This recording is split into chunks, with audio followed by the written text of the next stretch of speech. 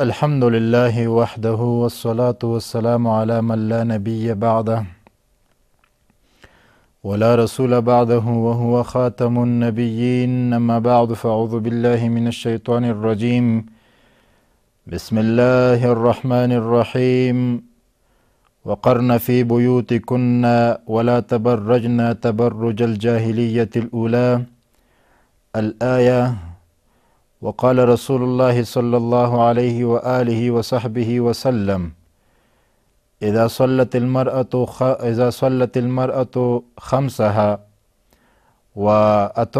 وصامت شهرها وأطاعت زوجها، أو قيل وأطاعت زوجها وحفظت فرجها، قيل لها ادخل الجنة بما شئت، أو كما قال عليه الصلاة والسلام: إن الله وملائكته يصلون على النبي يا أيها الذين آمنوا صلوا عليه وسلموا تسليما.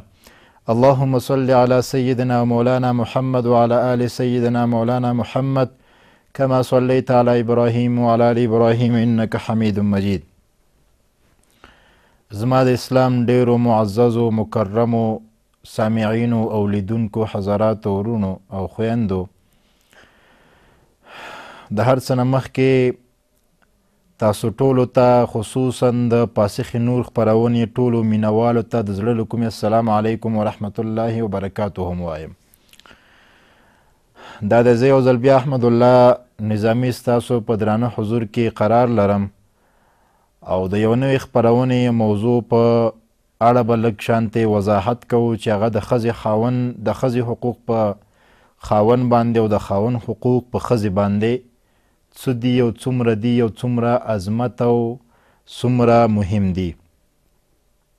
ګرچې کوشش به وکړو چې هغه حقوق ټول بیان کړو، خو حقوق ټول نشي بیانولی، ځکه چې یو ساعت خپرونه ده، په یو ساعت کې د ښځې او خاوند ټول حقوق نشي بیانولی.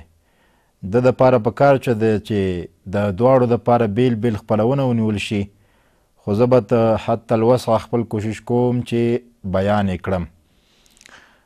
او تاسو هم کولی شئ د موضوع په اړوند یا غیر د موضوع نه کم اسلامي شرعي پوښتنه وي ستاسو په ذهن کې ګرځي، نو موږ سره د تلویزیون په دغه شماره باندې همدا اوس په ژوندۍ بڼه د تلویزیون په پرده باندې چې کومه شماره لیکلی شوې ده، کولی شئ موږ سره اړیکه ونیسئ او دلته خپل سوالونه مطرح کوئ. معززو، د دې نه مخکې باید دا درته ووایم چې کتابونو د ښځې او د خاوند په منځ کې چې کوم حقوق دي، هغه 50 حقوق کتابونو ذکر کړي دي. یعنی ښځه په خاوند باندې او خاوند په ښځه باندې چې کوم حقوق لري، ټول چې جمع کې 50 حقوق دي. بیا په دې کې زیاتره حقوق د خاوند دي په ښځې باندې چې دا باید عملي کړي، لکه څنګه چې په خاوند باندې لازم دی او واجب دی چې دا د ښځې حقوق په ځای کړي، دقرنګې په ښځې باندې لازم دی او واجب دی چې دی د خپل خاوند حقوق په ځای کړي. متاسفانه نن زمونږ او د دې مسلمانانو ورونو، خصوصا د افغانانو په فامیلیو کې او په کورونو کې دا حقوق نه ادا کیږي، د دې حقوقو مراعات نه کیږي. همدغه وجه ده چې په کورونو کې د دوی جنجالونه جوړ دي، همدغه وجه ده چې د دوی په کورونو کې لانجې جوړې دي، همدغه وجه ده چې د دوی دا مسئله عین تر طلاقه پورې رسیږي.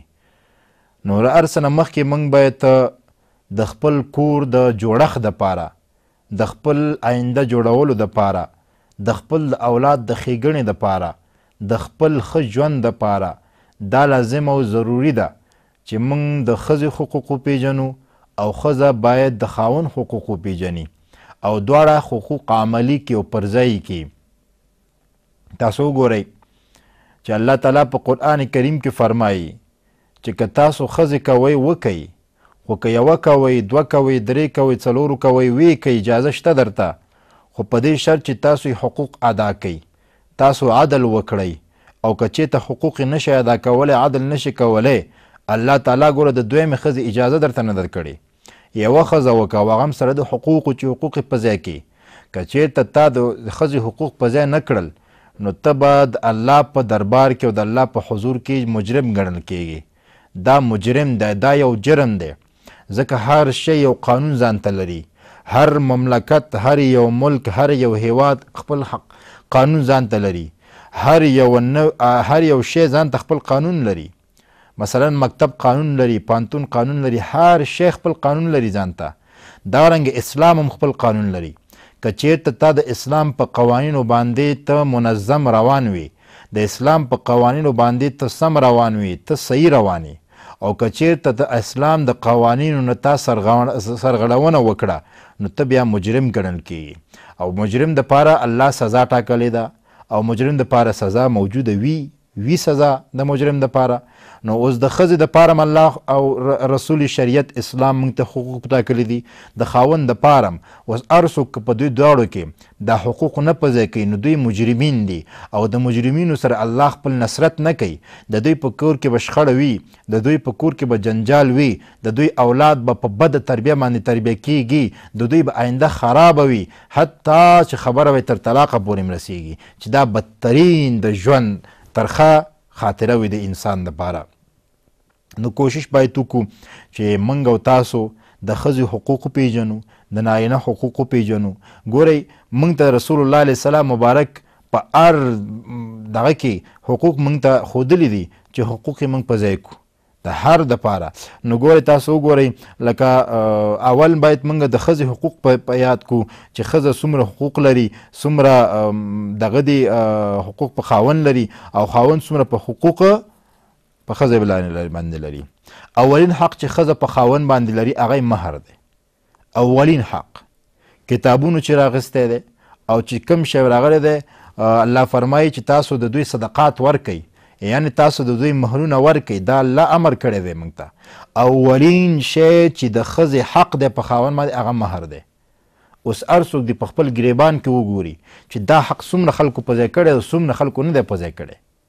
اولین حق د ښځې په خاوند باندې مهر دی. الله په قرآن کې ویلي دي چې تاسو مهر ورکئ. الله تعالی چې قرآن کریم کې فرمایي. او بله دا خبره چې اوس موږ که وګورو په دې اکثریت کورونو کې الا ماشاءالله دا مهر څوک نه ورکوي.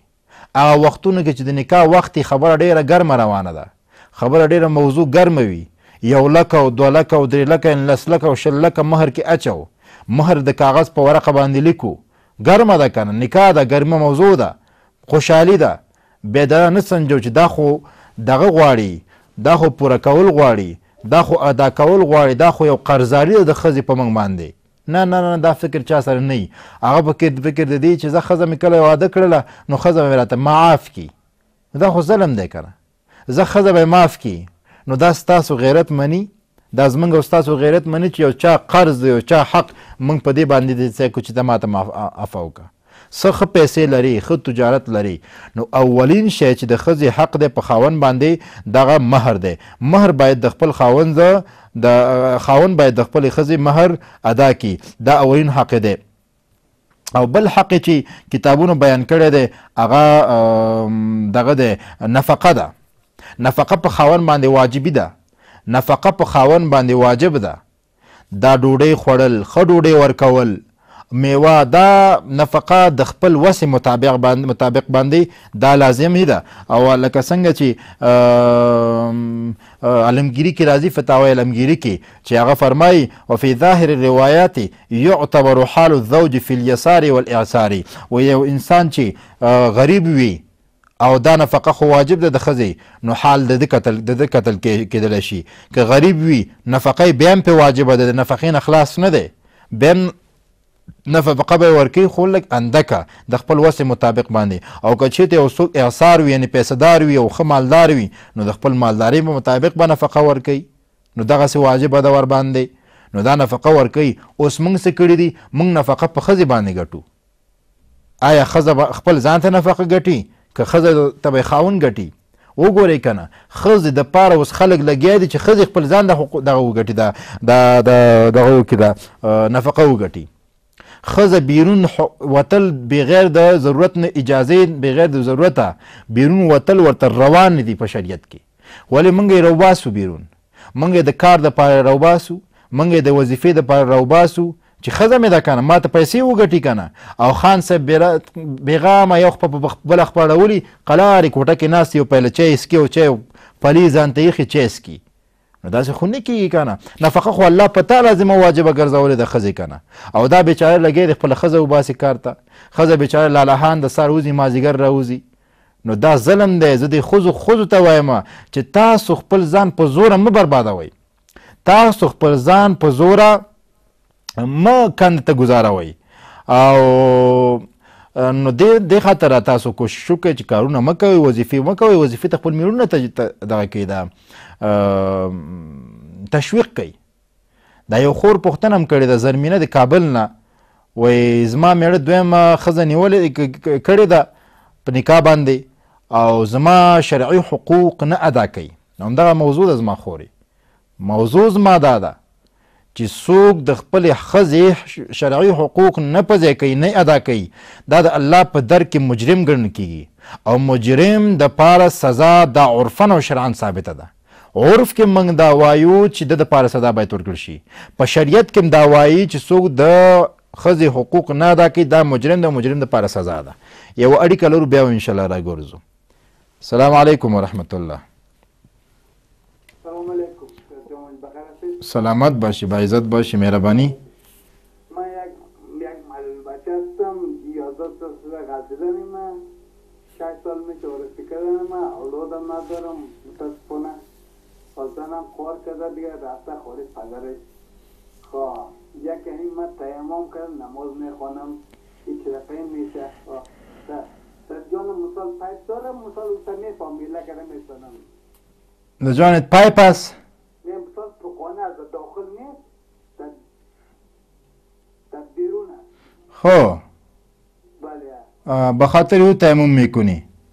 بله بخاطر همون تیمم میکنم که این زنم این رفته وقتی که من معلول بودم همین زن نگرفته وقتی جور بودم نامزاد بودم بعد از گردیدم با 7 سال با گرفتم.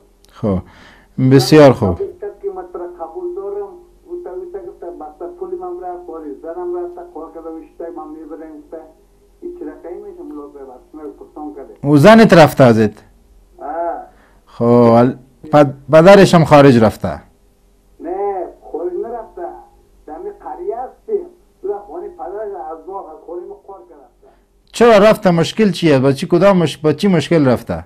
من نفقه از دور از اونسته باشم نفقه شبانه دوره میتونم با خاطر پدر من که پدر من پوله کارش پالوش از خطه پوله کارش دوسته پولیسه پدر میشه بیازروی تنها نفقه خود سر تو حق نداره. نفقه است، مسکن است، لباس است، دیگه حقوق هم داره سر. تنها نفقه خود نیست بیادری عزیز. نه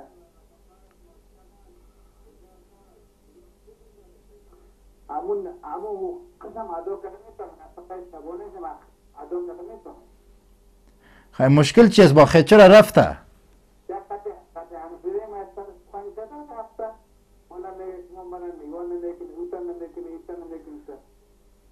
خب برو یک دانه ناز بتی، یک چیز ببر، یک توفه ببر او را ناز بتی. تو خود نمیشه دیگه که قار کرد تم قار کنی نمیری پیشش.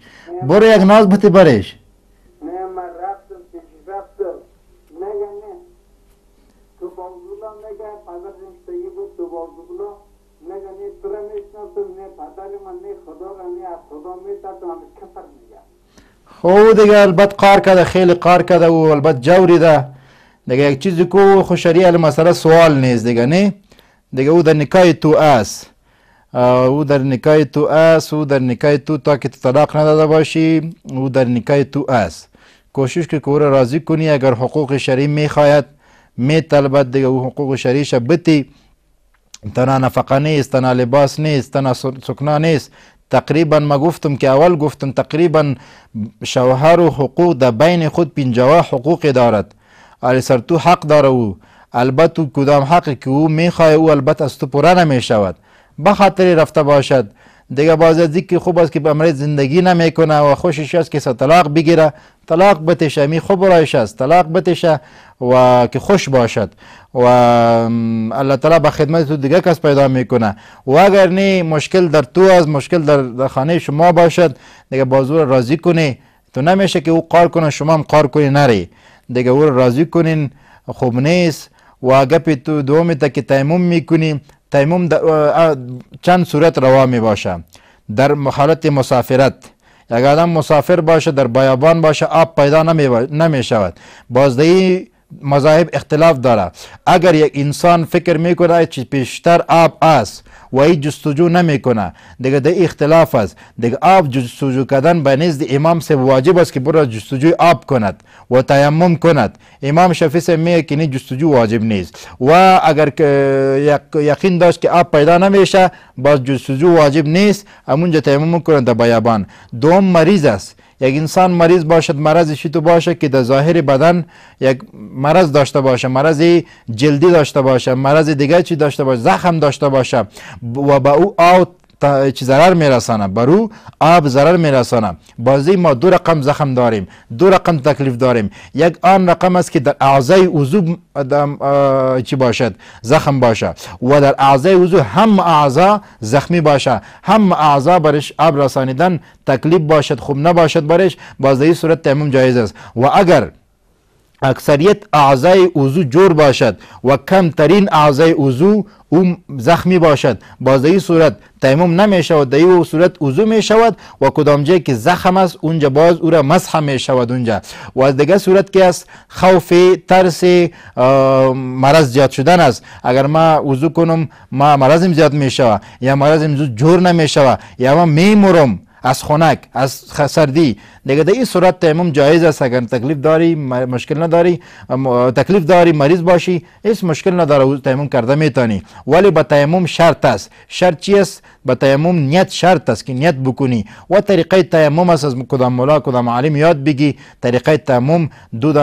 دو عضو چی میشه مسح میشه و رو و دست و کدام طریقه که است او را شما یاد بگیری و اگر یاد داشته باشی، اگر یاد نداشته باشی باز برو از کدام عالم از کدام مولا امامتان یاد بگیری و او مشکلت الله تعالی حل کنه. دیگر از او خپل موضوع ته نو دویمه حق د ښځې په خاوند باندې هغه نفقه ده. نو زه د خپلو خویندو ته وایم چې تاسو ځان مه ذلیله کوئ، بې عزته کوئ مه. ستاسو نفقه په خاوند باندې لازم ده، فرض ده. تاسو باید په خپل خاوند باید تاسو ته وګټي او تاسو ویست کوئ. داسې مه کوئ چې خاوند دې په یو دروازه وځي تاسو په بله دروازه وځئ، ځکه چې زه کور ته ماشومان لرم که نه، د ماشومانو نفقه هم په تا واجب نه ده، په پلار واجب ده، په پلار واجب ده. دا حتی ته چې شیدې ورکوې د ماشوم دا په تا واجب نه دي، دا ته یو احسان کې د خپل بچو سره خپل اولاد سره. دا د ماشوم مړول هم په پلار باندې واجب دي. کتابونه وایي که چېرته مور وویله چې زه شیدې نه ورکوم، وایي پلار به لازمي بل چا ته پیسې ورکوي، دا به راوړي د بچي ته به شیدو برابرې پي، دایه به نیسي. نو دا په تا حق نه ده، په ښځو باندې حق نه ده نفقه، نه د اولاد نفقه په ښځې حق ده، په مور حق ده، او نه د خاوند نفقه په ښځې حق ده. نه، د ښځې نفقه په خاوند باندې فرض ده، واجب ده. نو کوشش وکړئ تاسو خپله مه ووځئ، زده کړې مه وباسئ بیرون. ښځه په حیا او په پرده په خپل کور کې ښه ښکاري، دا د دې باعزتي ده، دا په عزت په خپل کور کې ناسته وي. او کم فاطمه رضی الله تعالی عنها فرمایي وایي کومه ښځه چې په کور کې با حیا او با پرده با حجابه ناستې بیرون نه وځي، شارګسته نه وي، کوچهګشته نه وي، بازارګشته نه وي، نو بیبي فاطمه رضی الله تعالی عنها فرمایي وایي په جنت کې به دا ښځه ما سره دقسې وي، داسې دومره به ماته نږدې وي. نو ولې خپل د آخرت تباه کوئ؟ تاسو خپل حقوق د میړونو نه وغواړئ. میړه یو خپل بل اړولو چې دا د ښځه مې ګټي، داسې مه کوئ. نو دویم حق د ښځې په خاوند باندې هغه نفقه ده. دریم حق د ښځې په خاوند باندې مسکن دی. مسکن ځای بودوباش، مسکن دا لازم دی، واجب دی په اوسېدو ځای. دا په خاوند واجب ده چې کور به ورته برابروي، د اوسېدو ځای به برابروي ورته، او داسې نه چې د اوسېدو ځای بې حیا وي، بې پرده وي، بې حجابه وي. نه، با حجابه با پرده او با ښځې به دا خاوند خپلې ښځې ته برابري، دی حق دی. څلورم حق چې ښځه په خاوند باندې لري هغه تعلیم دی.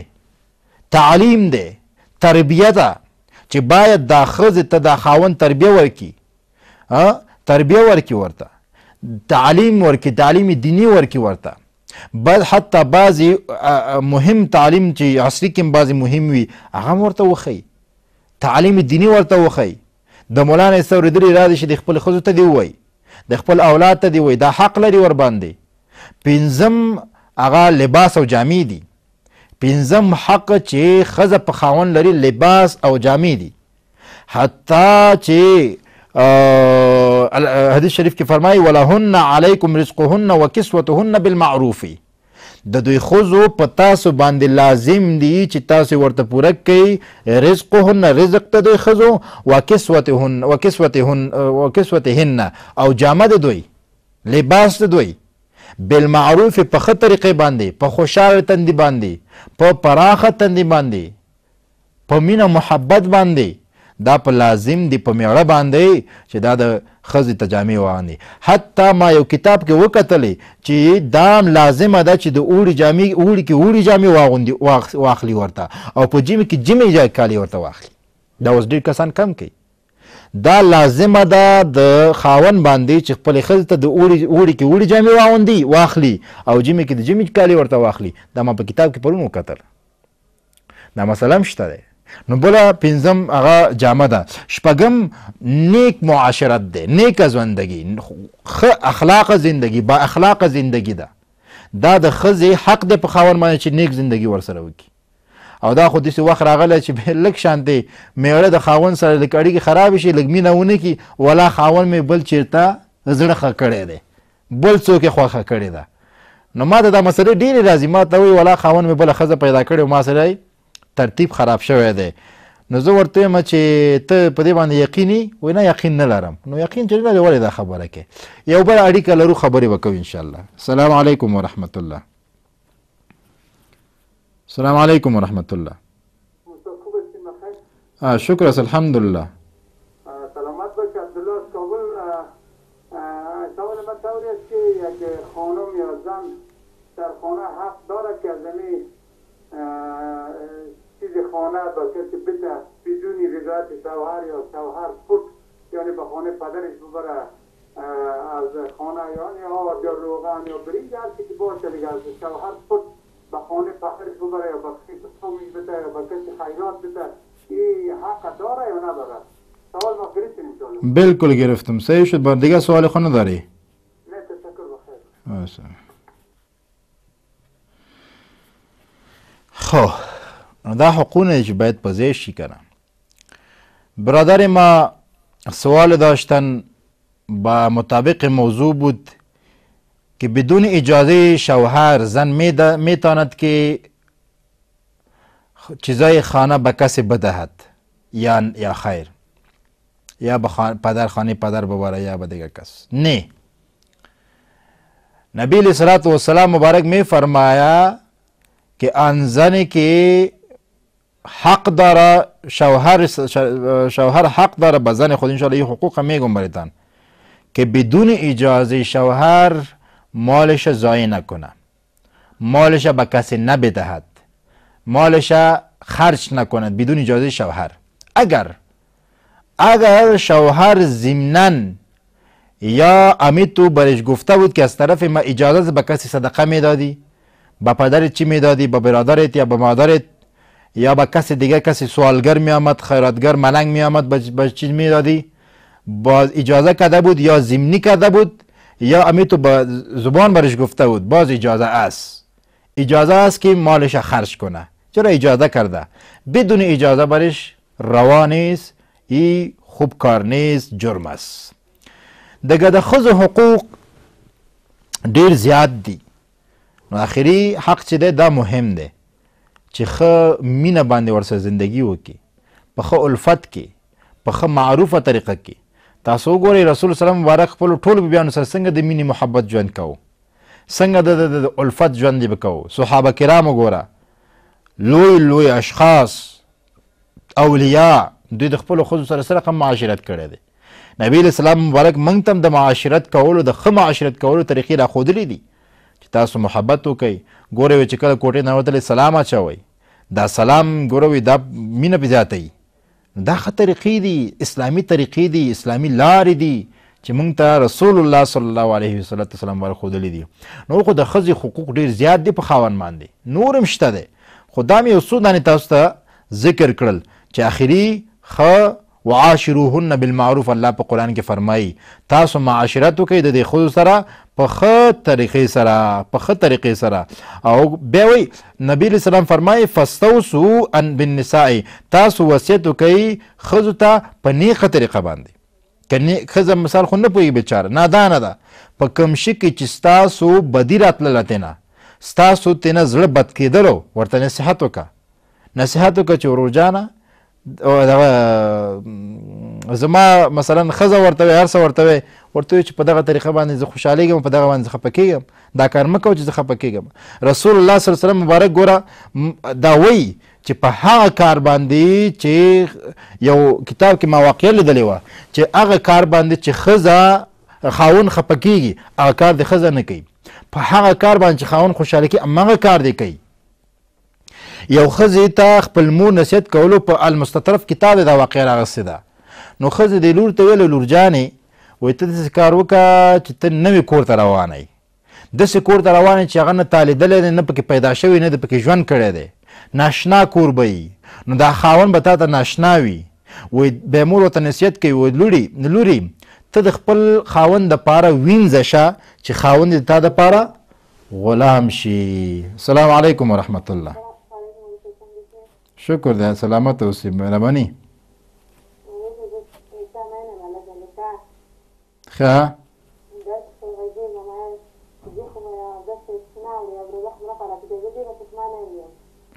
پښیمانه خو نور مه کوه کنه چې پښیمانه نور مه کوه آینده کې نور مه کوه. صحیح ده آینده کې نور مه کوه. زه به د جواب به درکم درته.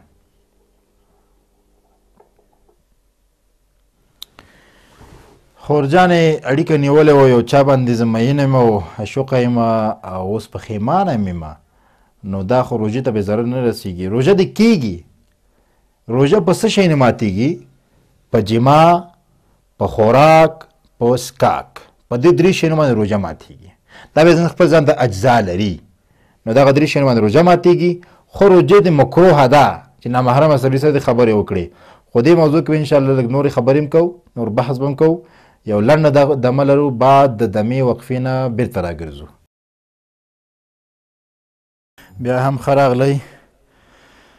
نو موضوع په اړه باندې مخکې یو خور اړیکه نیولې وه چې په چا باندې عشقه شوې یم، نو دا خو به روژې ته تاوان یا روژه مې نه ماتېږي. نو روژه دې نه ماتېږي خورې، او ولې مکروهیت لري، کراهیت لري، او کوشش وکړه چې د نامشروع اړیکو نه ځان وساتې او الله تعالی دې موږ او تاسو ته د رسول الله علیه وسلم مینه نصیب وګرځوي، د الله مینه دې موږ ته نصیب وګرځوي او موږ د مشروع اړیکو نه خدای موږ وساتي. نو که بیا چېرته دغسې دغه وی نو کوشش وکړئ خورې چې یو نکاح شرعي محمدي باندې ځان مشرفه وګرځوئ. نو خبره وی ام ثواب او ام خرما، نو الله به ته ثواب هم درکړي ځکه چې پر نکاح شرعي باندې ځان نکاح کې ورکړه نو دې کې ثواب هم دی، او هم خرما ده، نو هم ژوند به دې جوړي ورسره، زندګي به دې جوړي. الله تعالی دې موږ ته د رسول صلی الله علیه وسلم مبارک او د الله مینه نصیب وګرځوي. راځو د خاون یو حق پاتې دی چې موږ دغه ښځه چې موږ جنجال جوړ کي نو موږ ډزو غپ راخلو، ډزو غپ شروع وي او وهل کوي.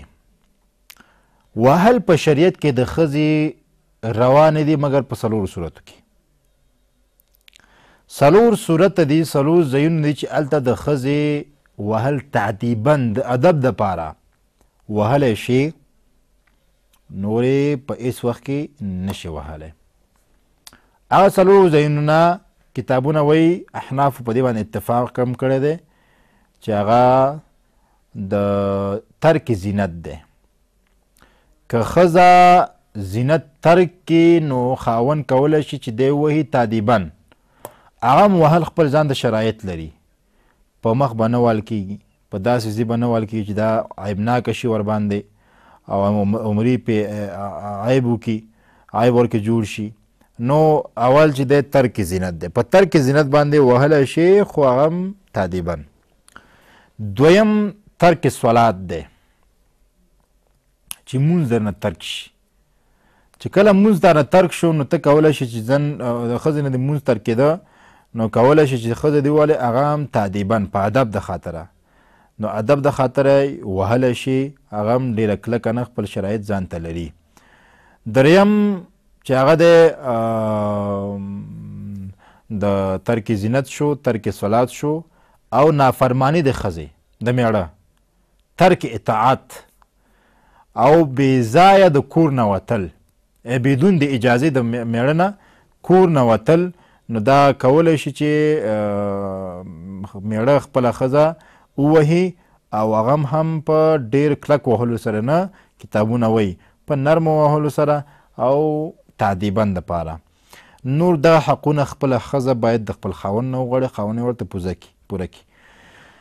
خاوند هم دغه رنګې حقونه لري په خپلې ښځې باندې چې ښځه ورته پوره کړي. باید اولین شی چې دی هغه اطاعت او تابعداري ده. ښځه باید اطاعت او تابعداري د خپل میړه وکړي، دا حقوق شرعي دی ورباندې، حق شرعي دی. نبی علیه الصلاة والسلام مبارک فرمایي ښه یو اړیکه لرو انشاءالله اړیکې نه بیا وروسته بېرته راګرځو. السلام علیکم ورحمت الله. بلې بلې السلام علیکم ورحمت الله. وعلیکم السلام ورحمت الله. هو هو ها تسبو ختم چې کې کم ذکر به کې، یعنی مطلب د دا دی صحیح ده. انشاءالله برنامه تعقیب. بل پوښتنه خو نه لري؟ صحیح. سلام علیکم. ورور پوښتنه کړې وه چې ختم د ذکر کې نو کم ذکر به کې؟ هر ذکر چې کې قل هو الله احد هم ختم لري، الحمدلله شریف هم ختم لري، درود شریف بهترین ختم دی، اللهم صل علی محمد وعلى ال محمد، اللهم صل علی محمد وعلى ال محمد، دا بهترین درود دی همیشه ذکر کول باندې. استغفار ووایه. نو هر ذکر چې تا ته اسانه وي او تا په نظر ښه راځي هماغه ذکر وکړه، مشکل نه لري چې هر ذکر کې.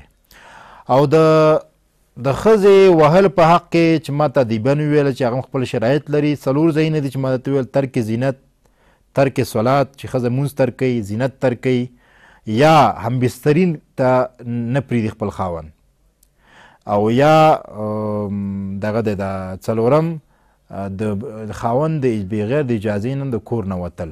په دغه صورتونو کې نو وهلی شي تعدیبا او ډېر په نرمه سره. اول حق د خاوند په ښځې باندې اطاعت تابعداري ده. رسول الله صلی الله علیه وسلم مبارک فرمایي که چېرته زه امر مې کولی چې سجده دې وکړي یو څوک بل چاته، نو ما به ښځو ته سجده کړی چې خپل میړونو ته سجدې وکړي. یعنې دا میړه دومره د تابعداري حق لري په ښځه باندې، خو سجده جایز نه ده ورته، تابعداري باید وکړي. محبوب عربي صلی الله علیه وسلم مبارک فرمایي چې اذا صلت المرأة خمسها، کله چې یو ښځه ښه یو اړیکه بل هم لرو بیا به انشاءالله راګرځو دې حدیث شریف ته. السلام علیکم ورحمت الله. وعلیکم السلام ورحمت الله.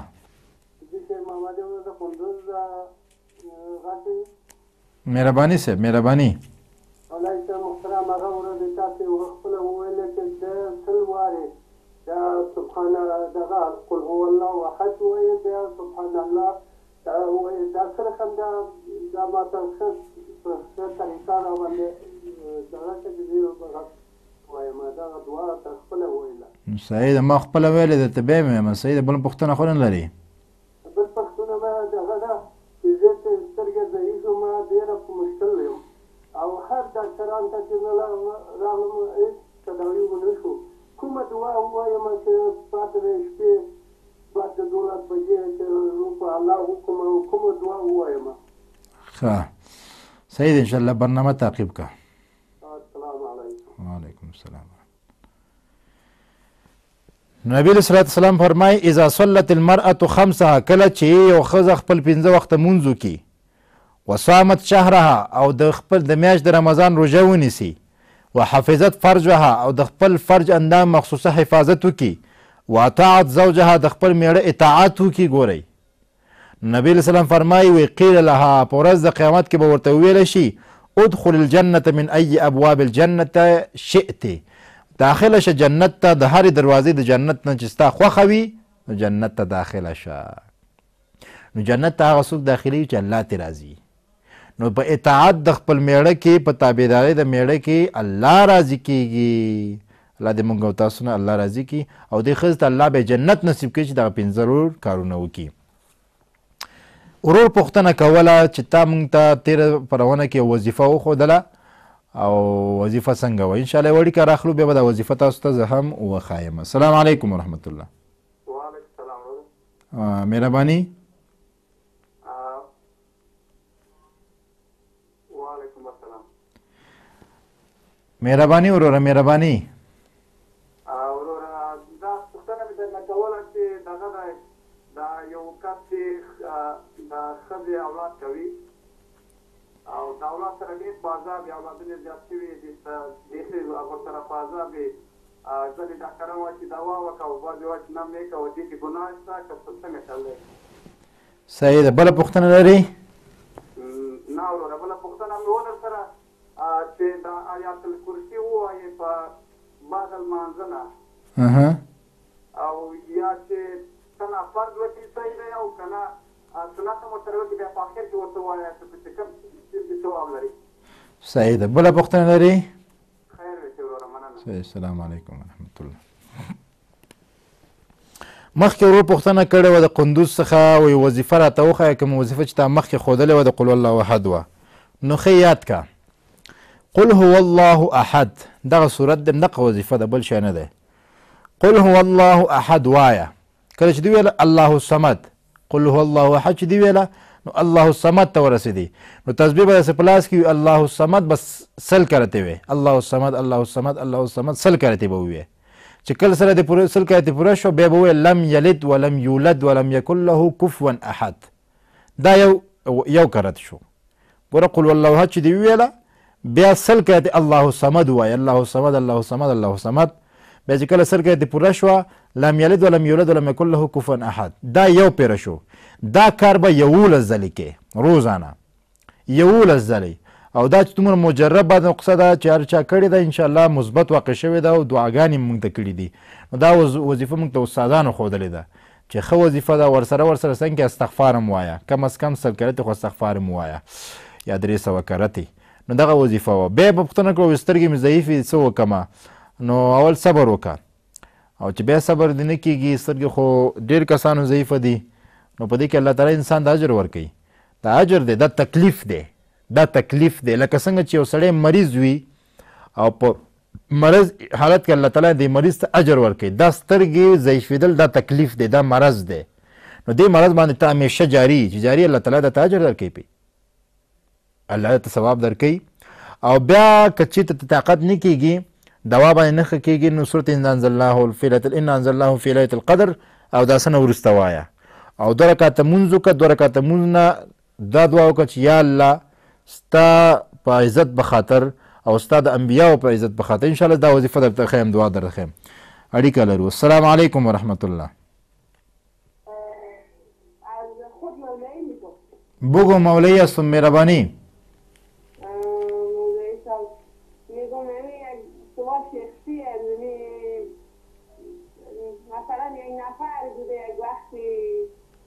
وقتا دیدیم که زن نرسته خیلی یک زنی مثلا تا خرابی که دیده زندگی کرده حالی از زن که اولادای داره خواهد از زن این اولادای خرم نکاح کرده نکاح نسیه هست خب یعنی این نفر امره آن زن اولادش نکاح کرده که چی است امرش بدکاری کرده. صحیح است؟ همی پرسانت است نه؟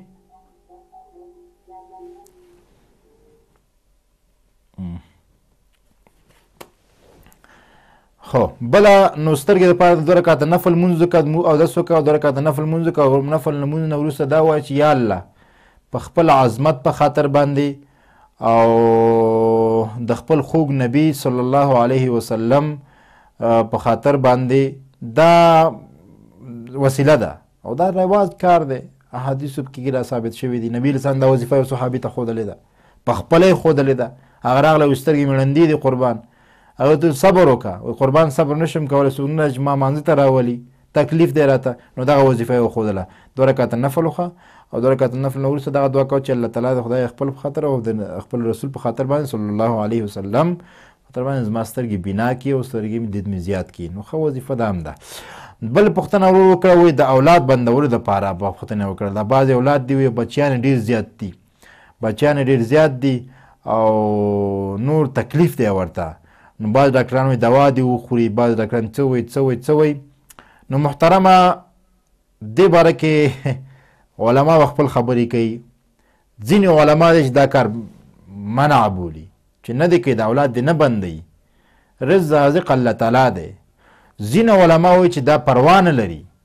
ما چې څومره تحقیق کړی د مصر علما اکثریت په دې اتفاق دي، اوسنۍ علما، که چېرته د چا اولاد دومره ډېر زیات وي چې دا ورسره په تکلیف کېږي او دا تربیه ورته خرابه رسېږي، د دوی تربیه او ذهن ته نقصان رسېږي، نو دا د عمري نه بندوي اولاد، یو وخته پورې وقفه کولی شي.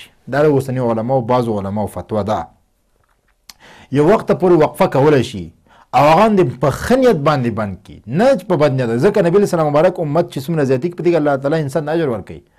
خو اوس سړي ته تکلیف وي، سړی د رزق نه بینېږي چې ما ډوډۍ ورته نشم رسولی، سړی فکر کوي چې یاره د دې تربیه مانه خرابېږي، نور دا مانه ضایع کېږي، دا اولاد دا خراب غټېږي. نو چې پرې چې دا ماشوم لږ غټ شي، هلاک نه شي، بیا به بل ماشوم الله تعالی نه وغواړو، نو بیا کولی شي منځ کې لږ وقفه کولی شي، مشکل نه لري. ښه نو هغه که ته دوا خوري خو عمري دپاره نه، دا ته هم چې عمري دپاره نه، یو وخت مخصوص دپاره دوا خوري. او که بله آله وي، اوس خو ډاکټران ډېر پیشرفته شوي دي، سیستمات شته دی. بله پوښتنه د دې ورور دا وه چې آیت الکرسي وروسته د سنتو نه ویم که وروسته د فرضو نه ویمه. نو 2 رقم مونځونه لري وروره. یو هغه مونځ دی چې هغې فرض مونځ پسې سنت نشته، لکه د مازدیګر مونځ او د سهار مونځ. یو هغه مونځ چې د هغې نه وروسته سنت شته، لکه د ماسپښین او ماښام ماسخوتن مونځ.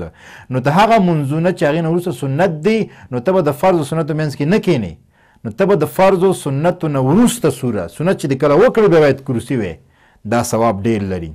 او په هغه مونځه چې هغې نه وروسته سنت نشته دی، نو د فرضو نه وروسته وکړه. اوس ګوره زه تا ته یو مثال ښیم. یو د نارې ګولۍ ده، یو د مړې خېټې ګولۍ ده. که چېرته د مړې خېټې ګولۍ ته په نهاره وخورې، تا معدې ته تکلیف رسوي. ګوره دوا ده، همغه دوا ده، ګټه رسوي، کار یې ګټه رسول دي. خو که ته چېرته په مړه ګولۍ په نهاره وخورې، تا تکلیف رسېږي. نو ته کوشش وکړه چې د مړی ګولۍ ته په مړه خېټه باندې وخورې. نو دا شریعت موږ ته ښودلي چې آیت کرسي وروسته د سنت نه، وروسته د مانځه نه ده، او ته په منځ د مانځه کې خورې. دا خو سنت مکملات د فرض دي، دا سنت باندې فرض ادا کېږي، خلاصېږي، کامل کېږي.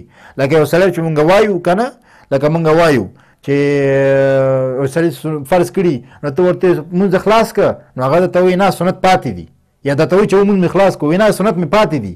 نو دې وجې نه مونځ چې کله تمام شو ته سنت وکړه. سنت باندې سنت چې د وکړه هغې نه وروسته آیت کرسي ووایه، ثواب یې ډېر دی. قبر عذاب نه الله ته بچ کوي، ډېر ثوابونه الله تعالی درکوي درته. همشیره ما سوال داشتن، گفتن که ما یک نفر است، اما یک نفر بدکاری کرده، بدفعلی کرده، مثلا زنا کرده. همین تو سوالش البته نظر بود مطلبش بود. زنا کرده و از او یک اولاد دختر پیدا شده، از او زن، او دختر را ای گرفته میتونه به نکاح یا نمیتونه؟ نه. در مذهب امام اعظم ابو حنیفه صاحب این دختر برش هرگز جواز نیست. این دختر دخترش شده.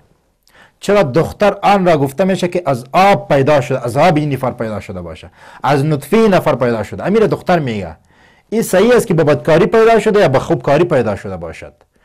این دختر زو است که زو نکاح کردن نمیتواند. امام صاحب مبارک میگه.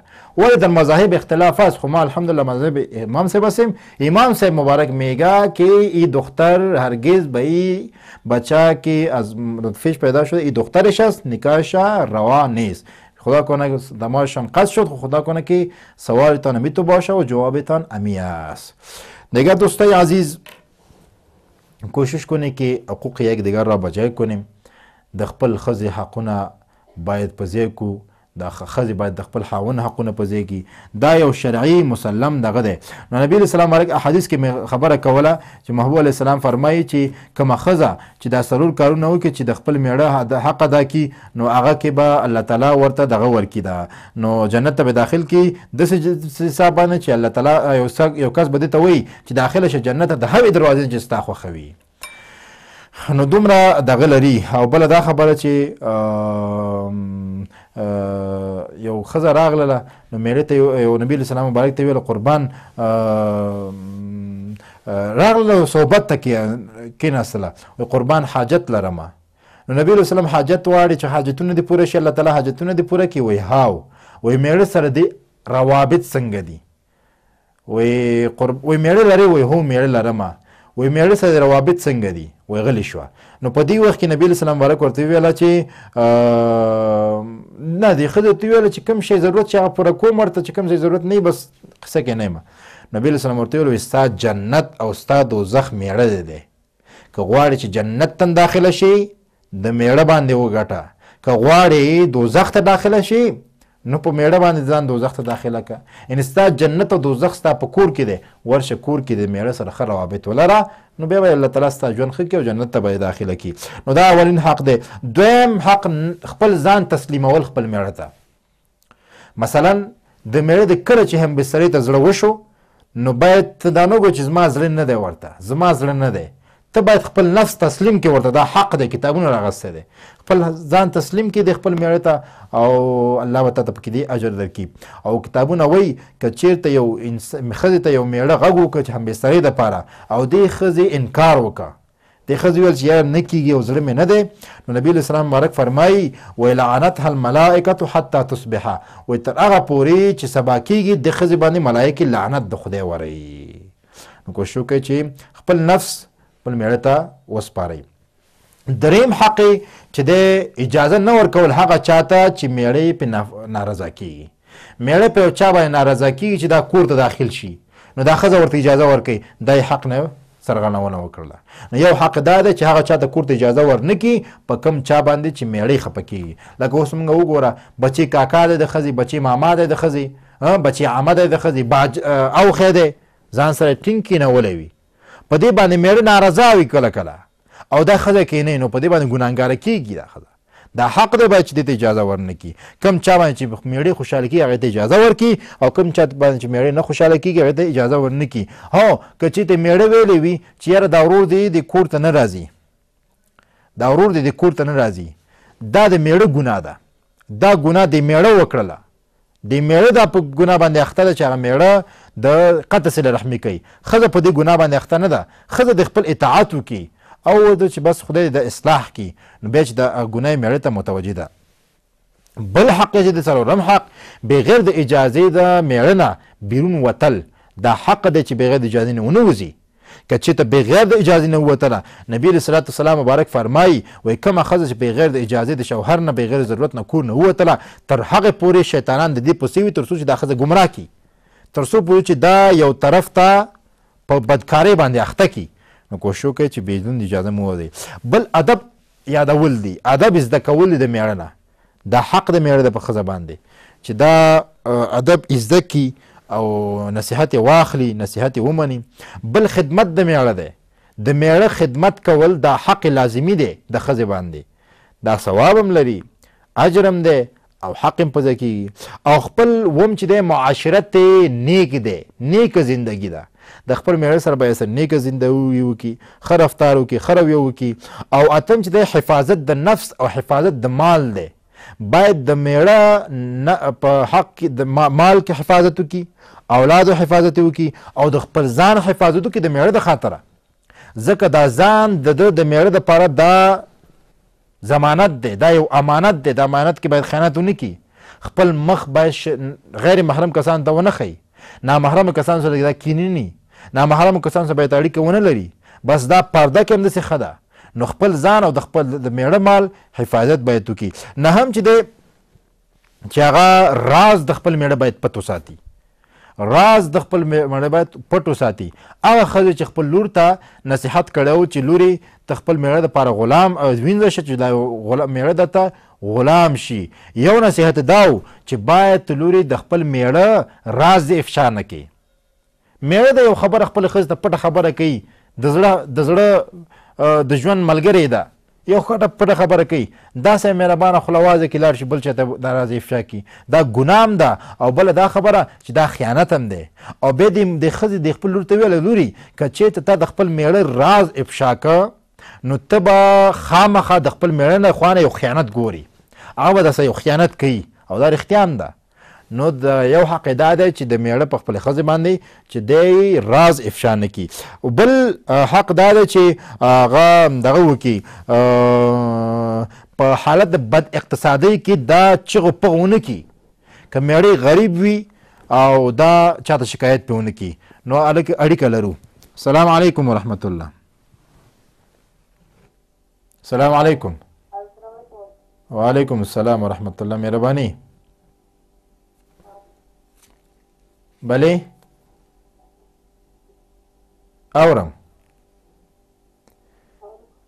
اورم ستاسو آواز راځي. مهرباني پوښتنه مو وکئ.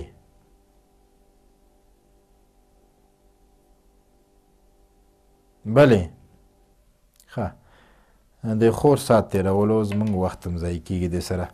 نو دا حقوق دي دا باید په ځای شي. بله اورئ زموږ آواز؟ اړیکه یې پرې شوه. نو دا حقوق د میړه دي.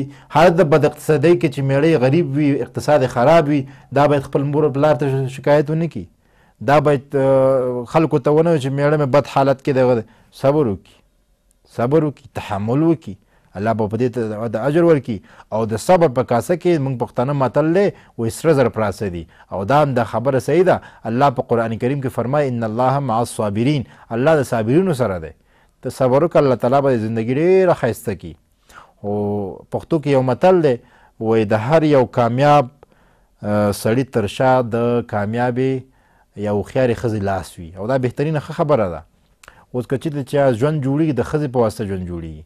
ښځه صابره وي، ښځه باحیا وي، باعفته وي، شکرګزاره وي، مونځګزاره وي، دارنګې تقواداره وي، دارنګې نیک صالحه وي، صالحه وي. نو په دغه صورتونو باندې الله تعالی د میړه ژوند جوړوي. میړه ژوند چې جوړ شو نو دا ښځه هم جوړه شوه. دارنګې د میړې الله تعالی اقتصاد یې ښه کوي، دنیا هم ورکوي، آخرت هم ورکوي.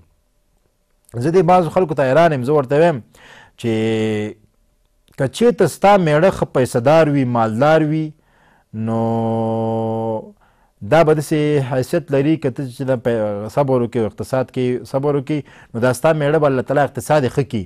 نو ته ښایي چې د پاچا ښځه شي که د غلام ښځه شي. نو دا میړه چې د غلامۍ باندې اخته کوي، په مزدورۍ او په بدو سختو کارونو اخته کوي، دا ښه دی. او که میړه د په ښه عیش و عشرت او په خوشحالۍ کې ژوند ورسره وکړي نو باید په بد اقتصاد حالت کې ورسره ته صبر وکړي او چزو پغو نه کړي. نو الله تعالی په تا ته ډېر اجر درکړي او الله به تا ته ستا دنیا به هم جوړه کړي او ستا آخرت به هم ښه کړي. نو دغه لس حقوق مې درته بیان کړه د میړه په ښځې باندې، او هغه حقوق مې یو څو دانې بیان کړ د ښځې په میړه باندې. دا حقوق باید موږ ادا کړو. د حقوقو نه باید موږ مستفید شو. ولې چې موږ مستفید نه یو نو دغه وخت کې زموږ په کور کې شریعت را نه شي. او چې شریعت را نغی زموږ په کور کې، زموږ کور کې به اخ و ډب جوړ وي، زموږ په کور کې به جنجالونه جوړ وي، زموږ په کور کې به مشکلات جوړ وي، زموږ د کور آه به خلک اوري، زموږ د کور آواز به بیرون خلک ته رسیږي. نو خپل منځ کې په مینه محبت ژوند وکړي. 2 ورځې ژوندون دی او بله ورځ به مړی. نو خامخا ښځو ته زما دا نصیحت دی، خیر خویندو تاسو د خپلو میړونو احترام وکئ. دا لازم دی په تاسو باندې. هغه ښځه وایي خپلې لور ته یې ویله وایي لورې ته د خپلې ښځې ته خپل میړه ته وینځه شه چې دا میړه درته غلام شي. نو ګوره نو د خپل میړه خبره منه، هغې سره ښه سلوک کوه، ښه زندګي کوه، هغه به تا سره خپله زندګي وکړي. الله دې موږ او تاسو په کورونو کې اصلاح راولي. زموږ حقوق زموږ ټول خلکو مسلمانانو ته د خدای توفیق ورکړي چې د یو بل حقوق په ځای او ادا وګرځي. نو زموږ د برنامې وخت همدلته تمام رسیږي، په پای ته رسیږي. تر بیا چې زه ستاسو په درانه حضور کې حاضریږم، ښاد او بریالي او کامیابه اوسئ. خدای په امان. السلام علیکم.